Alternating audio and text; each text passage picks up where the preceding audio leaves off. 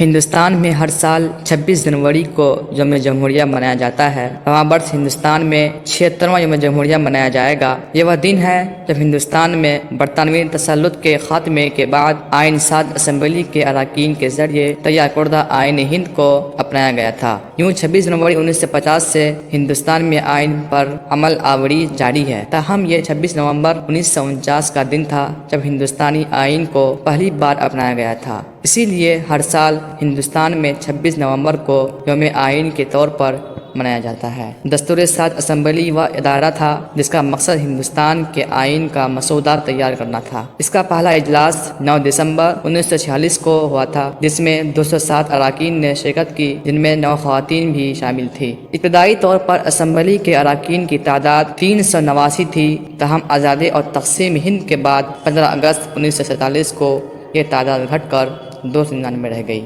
Doctor Bhim Rao Ambedkar کی قیادت میں مسودہ سازی کمیٹی دستور ساز اسمبلی کی 17 سے زیادہ کمیٹیوں میں سے ایک تھی۔ ڈرافٹنگ کمیٹی کا کام ہندوستان کے لیے آئین کا مسودہ تیار کرنا تھا۔ کمیٹی نے تقریباً 7600 ترامیم میں سے آئین پر بحث اور غور و خوض کرتے ہوئے تقریباً 2400 ترامیم سے جان چھڑائی۔ آئین ساز اسمبلی کا آخری اجلاس 26 نومبر 1949 کو ختم ہوا اور اسی وقت آئین کو اپنایا گیا، تاہم صرف 2 ماہ بعد 26 جنوری 1950 کو اس پر دستخط کرنے والے 284 اراکین کے دستخطوں کے بعد اس کا نفاذ عمل میں آیا۔ 26 جنوری کو ہندوستان کا یوم جمہوریہ ہونے کا فیصلہ کیا گیا کیونکہ یہ وہ دن تھا جب انڈین نیشنل کانگریس نے 1930 میں ہندوستان کی آزادی کا اعلان کیا تھا۔ اس دن کا انتخاب کانگریس کے پورنا سوراج کی قرارداد کے بعد سے کیا گیا تھا۔ اس قرارداد کے بعد نو آبادیاتی حکمرانی کے خلاف ملک گیر سیاسی تحریک کا آغاز